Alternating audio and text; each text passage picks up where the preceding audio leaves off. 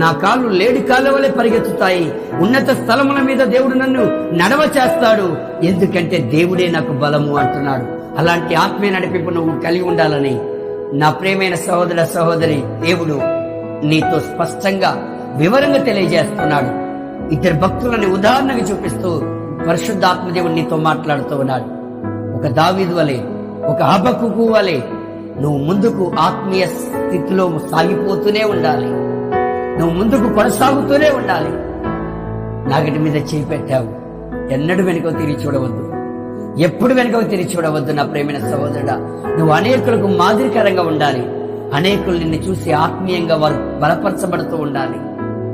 నా ప్రేమైన చెల్లి, తమ్ముడు, సహోదరుడ, సహోదరి, నీకు నా నిండు వందనాలు, ప్రత్యేకమైన వందనాలు తెలియజేస్తూ నీ ఆత్మీయ స్థితిని మరలా పరిశుద్ధాత్మ దేవుడు పురికొల్పుతున్నాడని నమ్ముచు ఈ వాక్యం ద్వారా